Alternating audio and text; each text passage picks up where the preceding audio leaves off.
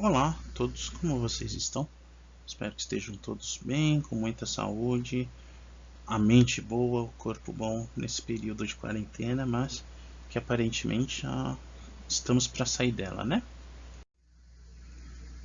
Nesta semana, nós vamos utilizar a aula do dia 25 de junho do Centro de Mídias e a nossa apostila na página 84. O nosso objetivo permanece aquele de sempre, então vamos compreender algum ponto do vídeo do Centro de Mídias, vamos aprofundar isso com algum conteúdo de nossa apostila e vamos levar ou vamos ser incentivados a uma reflexão mais aprofundada de algum destes temas. O Centro de Mídias nessa semana, ou neste vídeo, ele começou demonstrando as várias formas de linguagem, as várias formas de comunicação. Então, o professor, lá no vídeo, tratou do mito de Pandora, ou ele inicia com o mito de Pandora, onde os males do mundo são ofertados dentro de uma caixa e a Pandora, ao abrir, libera os males do mundo, restando nele apenas a esperança. E aí vem aquele ditado: a esperança é a última que morre. Então o professor tratou de uma forma mais aprofundada lá. Então deem uma olhadinha lá no vídeo para aprofundar isto, não é o nosso foco neste minuto. O que acontece então? Ou as linguagens possíveis a se pensar diante do vídeo do Centro de Mídias. Primeiro exemplo, linguagem mítica.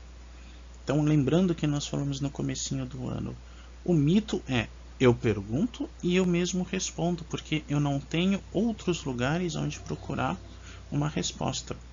Eu vejo uma árvore, eu quero entender o que aquela árvore está fazendo ali, de onde ele veio, de onde vai, o que acontece e tal, mas eu não tenho ninguém para perguntar, eu não tenho nenhuma fonte científica, eu não tenho como matar essa minha curiosidade, eu começo a criar teorias. Então, o mesmo vai se dar no pensamento mítico, por exemplo, quando a gente pensa a ideia de Atena. Então, nós pegamos lá o Hesíodo, nós pegamos lá a mitologia como um todo, nós vamos ver lá que a Atena nasceu de Zeus, há versões diferentes, nasceu da cabeça de Zeus, Zeus pariu de uma outra forma, não sei o quê. Então, o mito ele já não tem uma estrutura clássica, no sentido de, olha, há uma estrutura que não vai mudar, ou se mudar vai mudar pouco, mas o sentido vai permanecer. Então o que acontece? Atena é aquela que vai ser sábia e vai ser justa. Então, aquela coisa assim, nós atribuímos a ideia de guerra apenas a Ares, né? Mas não, Atena também é uma deusa guerreira. Atena é considerada a deusa da guerra justa. Não só Ares é a da guerra, vamos dizer assim, a guerra brutal, ou a guerra entre aspas animal, naquele sentido de que eu ataco por atacar. A gente pode dizer assim que Atena é uma guerra mais defensiva, então eu ataco para proteger, eu luto para proteger. E nessa estátua aqui a gente pode observar algumas coisas interessantes. Então, por exemplo, tem a coruja aqui embaixo, e aqui ladeando tem uma outra deusa chamada Nike.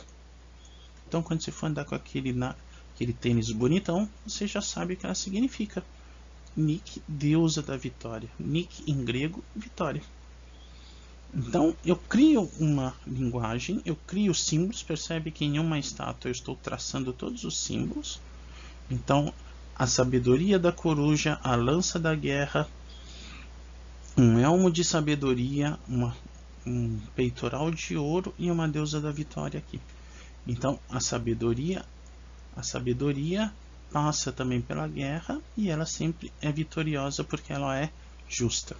Uma interpretação que a gente pode fazer. Outra linguagem que o vídeo nos leva é a linguagem científica. Então, nós temos aqui o professor Wesley, quer dizer, nós temos aqui o Jung, e aqui a gente vai demonstrar a questão do arquétipo. Então, aquele mito que nós vimos há poucos instantes de Atena, ele transmite uma mensagem. Nós falamos o mito, ele pergunta, ele responde. Então, essa mensagem não é uma mensagem científica. O que a ciência faz? Pega essa mensagem e a transforma numa linguagem científica. Lembra que a gente fala ciência, a gente fala, olha, a ciência ela pode ser reproduzida, ela pode ser testada, ela pode ser criticada no sentido de análise, ela pode ser expandida em qualquer lugar do mundo que nós façamos essa experiência, ela vai acontecer novamente. Então, as pessoas têm um ponto de partida, ela é universal. Então, por que a gente pegou o Jung? Porque o Jung ele trabalha muito com a questão dos arquétipos, ele trabalha muito com esse conceito de entender a simbologia.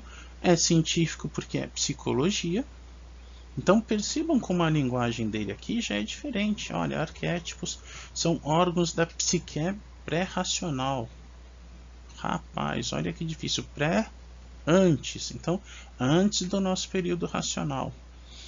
São sobretudo estruturas fundamentais características, sem um conteúdo específico, ou seja, um arquétipo não tem um conteúdo primeiro, ela é geralmente herdada desde tempos mais remotos. Opa, então esse arquétipo já vem conosco desde um momento mais remoto. Agora, como que isso vai aparecer, como que vai ser, como não vai ser, aí é uma questão psicológica, um entendimento psicológico. Nós precisaríamos nos debruçar mais em Jung para entender. Não é o nosso momento. O que a gente vai entender neste momento, ou o que a gente vai aproveitar nesse momento? A ideia do arquétipo como uma possibilidade que existe no inconsciente coletivo. Esse inconsciente coletivo, o que é curioso, porque ele é muito parecido, ele vai lembrar muito a ideia do Platão, de mundo ideal, mundo real. Então lembra que a gente falava do mito da caverna? Mundo ideal, um mundo metafísico, ou o inconsciente coletivo, traduzindo muito simplificadamente a linguagem do Jung, aonde habita a verdade, a nossa alma está nesta verdade, e ao nascer, lembra? É cortado o cordão umbilical, corta-se também a ligação da nossa alma com este mundo ideal. Nós sofremos um trauma, esquecemos de tudo, mas aquilo ainda está em nós. Olha como a linguagem está batendo do Jung com Platão. Óbvio, pode não ser esse necessariamente a ideia. Então, opa, ficou um resquício, ficou um arquétipo da verdade em cada um de nós. Nós lembramos dessa verdade. Nós não lembramos plenamente, mas nós temos uma consciência de que existe algo antes de nós chamado verdade. E ao nascer, a gente ainda não está pronto para isso. Platão vai dizer por quê? Porque nós precisamos estudar para lembrar. Jung vai dizer o quê? Existe um potencial que vai ser utilizado na medida em que existem possibilidades. Ou seja, quanto mais eu for praticando a justiça, mais serei justo. Então, uma outra forma de olhar que nós vamos explorar hoje é o olhar filosófico. Nesse olhar filosófico, a gente tem um olhar crítico, crítico no sentido de análise, de reflexão de alguma coisa. Então, no mito, pergunta e resposta saem da mesma pessoa, que nem eu falei, pode ter variantes de ideias, de formas. Então eu passo uma ideia, mas como eu passo pode mudar, é o telefone sem fio. Na linguagem científica é uma linguagem mais de nicho, é uma linguagem mais daquele grupo específico. Então nós vimos lá que a linguagem do Jung é uma linguagem que, apesar de não ser muito difícil, ela é rigorosa em alguns sentidos. Ela trata com alguns termos que a gente tem que parar e pensar o significado. Na filosófica, entre aspas, mais fácil porque ela é mais crítica, ela está fazendo uma análise. Vamos pegar emprestado para fechar esse todo o Campbell. Quem gosta de Guerra nas Estrelas, agradeça e muito a Joseph Campbell por ter dado a entrevista que virou este livro, Poder do Mito. Ele deu a entrevista a este Bill Moyers. E o George Lucas já falou que ele pensou a história do Anakin Skywalker após ler esse livro. Então, obrigado, Campbell. Não a trilogia nova, esquece essa trilogia nova, pelo amor de Deus. Mas, quando é o Anakin que ele está crescendo, ele está se descobrindo, ele tem a chance de trazer equilíbrio à força, é o auge, é o herói crescendo. Chegou no auge lá no episódio 3, jogou isso tudo fora, foi pro fundo do poço, se tornou o Vader. Oba, mas se tornou. E aí, no final da trilogia clássica, com o Luke, ele vê uma chance de redenção e ele traz novamente equilíbrio à força. Então percebe que ele faz aquela montanha russa. E lembre-se que a gente já falou no começo do ano, a história de herói, ela sempre é assim. Então a gente pega uma Ilíada, pega uma Odisseia, pega qualquer mangá, qualquer filme de herói, qualquer desenho de herói, sempre é assim. Começa bem, tem um inimigo, vai para o fundo do poço e no final dá a volta por cima. Então, um dos primeiros a tratar disso é a Guerra nas Estrelas, mas é uma ideia clássica que vem, entre outros, daqui. Então percebam que a linguagem usada aqui é uma linguagem reflexiva. Então, olha, a função da mitologia é um rito de passagem. É uma passagem necessária para a vida adulta. Então, o conto do herói ela é muito necessário para nos fazer crescer. Então, saber que tem nego que apanha igual a gente e ele também cresce é um estímulo. Então, nós vamos buscar nos nossos heróis favoritos o quê? Um arquétipo, um modelo, de forma que a gente possa ver e falar assim, poxa, eu vou ser forte igual Superman, eu vou ter preparo igual Batman, quero ser rico igual Homem de Ferro, quero ser digno igual Thor, não sei.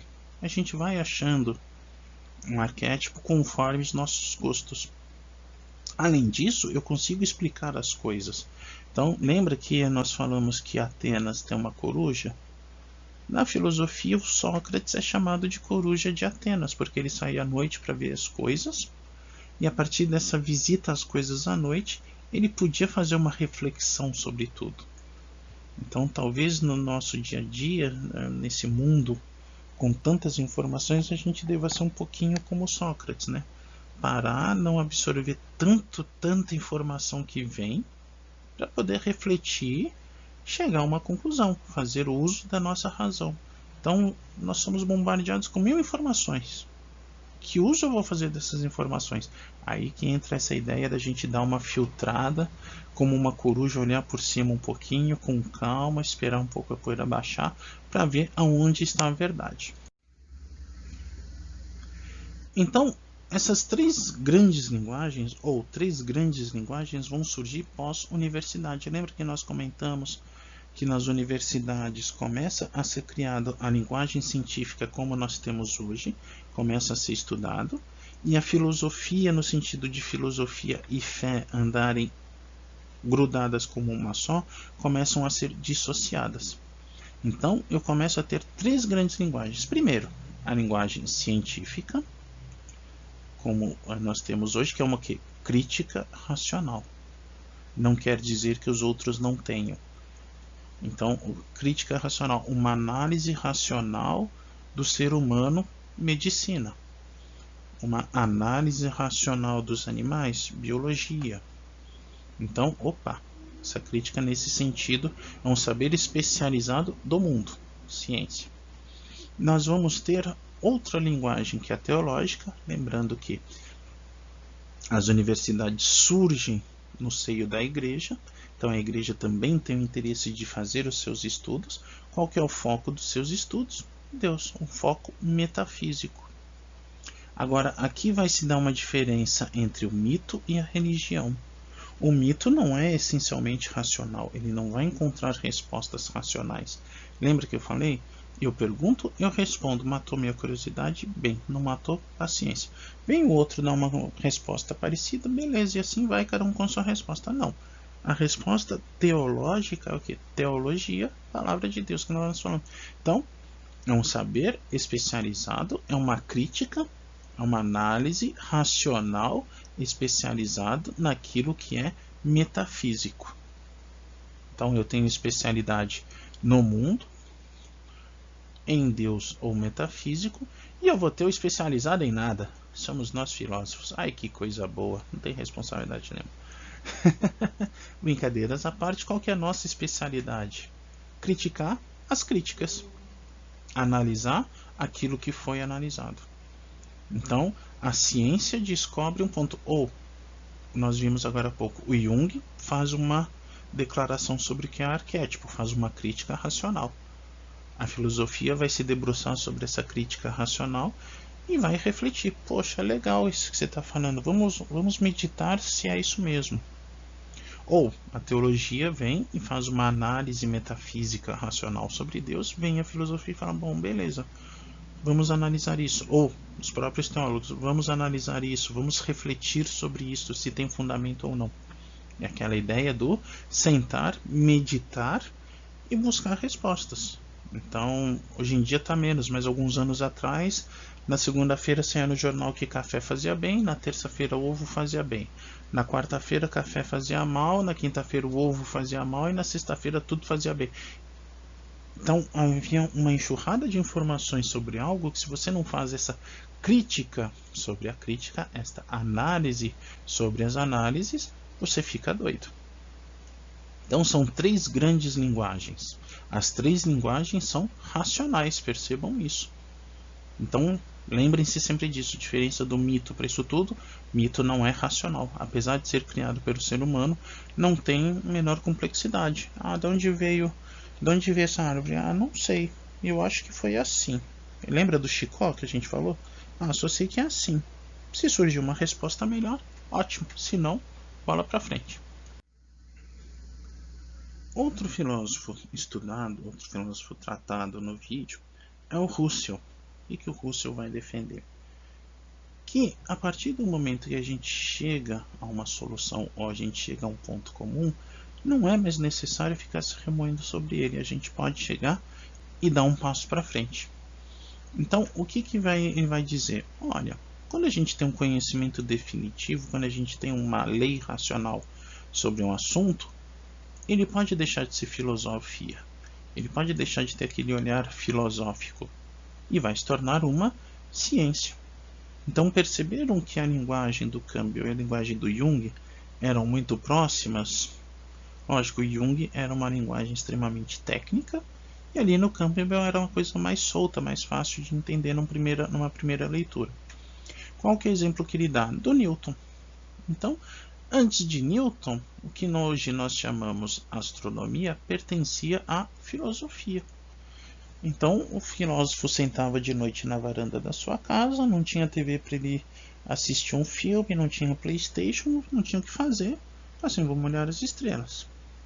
Aí eu começo a perceber, certos astros aparecem sempre que chega a época de colher o alimento, ou a época de plantar. Desenho mentalmente esses astros no céu, cria um negócio chamado signo. Então, olha, quando aparecer esse signo no céu, é porque está chegando a época de plantar, é porque está chegando a época de colher. Hoje a gente olha um signo e fala, olha, estamos vivendo sob a regência do cavaleiro de ouro X ou Y. Hoje em dia signo só serve para isso, né? Porque o tempo nós temos o calendário.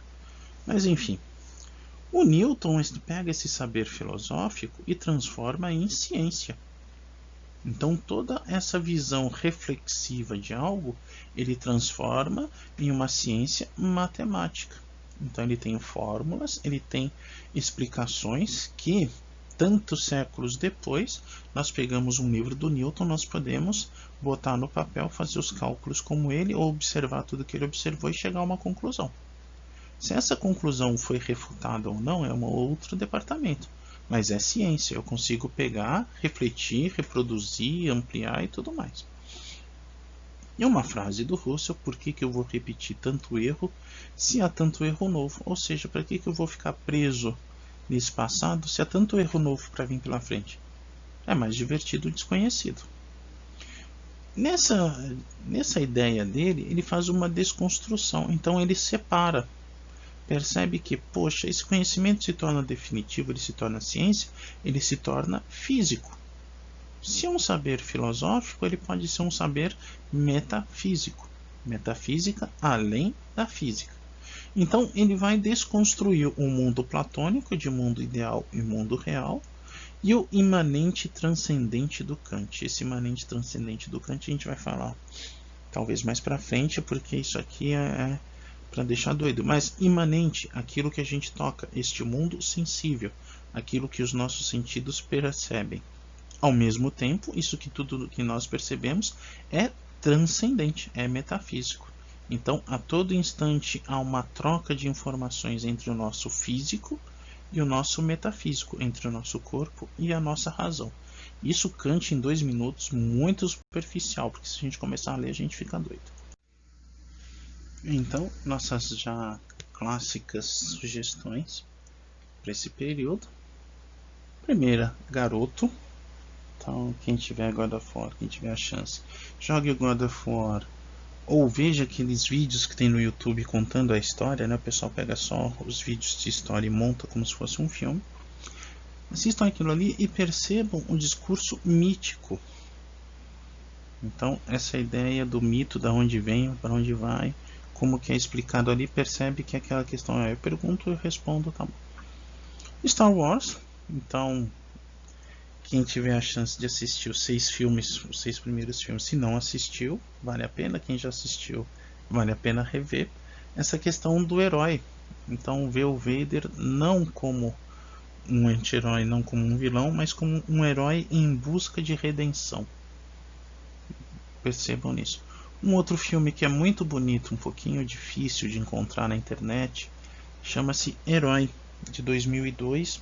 Dizem que é do Tarantino, não tenho certeza, mas é com Jet Li, em que ele é um soldado que vai reclamar a recompensa com um general, com seu senhor, por ter matado alguns assassinos. Só que, no momento em que ele é confrontado, aparecem várias versões. E cada versão, percebam que terá uma cor diferente. Para o chinês, cada cor daquelas ali simboliza alguma coisa. Uma simboliza verdade, outra esperança, outra morte. Não sei. Então vocês vão perceber que cada versão ou cada história é o mesmo ponto de partida, o mesmo ponto de chegada, mas de uma maneira diferente. E ali o general fica tentando descobrir o que é a verdade, o que acontece de fato ali. É um filme bem interessante para ver essa questão dos arquétipos, dos modelos, das mensagens que se querem passar. Quem quiser um filme mais, entre aspas, de arte, um filme diferente, vale a pena. Os 3 são legais, né? Sou meio suspeito. Então, não se esqueçam de fazer nossas atividades após esse período de estudo, ver esses filmes, jogar um pouquinho, que ninguém é de ferro, para nós darmos continuidade. Então, para essa semana, para esse período, seria isso. Então, caso tenha ficado alguma dúvida, angústia, perturbação na força ou no cosmo, vocês têm aqueles canais de contato. O e-mail, que a gente responde sempre que possível. E nós vamos tentar criar também um plantão de dúvida, toda quinta das 10h30 às 11h45, na sala do Classroom. Esse é o código e tem aqui o link do Meet. Depois a gente vai deixar na descrição também esses links. Nesse horário, que eu imagino que é um horário que não atrapalha para quem vai assistir às aulas, dá tempo de almoçar com calma. E também não deve ter conflito com a aula de nenhum outro professor. Então, pelo pouco que eu sondei, parece ser um horário livre. Dá pra gente bater um papo, aprofundar, ver as referências, tirar dúvidas, fazer uma conversa. Então fica todo mundo lá, faz uma grande sala e as pessoas trocam experiência. Essa é a nossa ideia. Vamos ver se funciona. Então, apareçam, não se esqueçam de aproveitar. Espero que todos fiquem bem por mais este tempo. Em breve nós vamos nos reencontrar. Uma ótima semana a todos, bons estudos, boa diversão e até a próxima.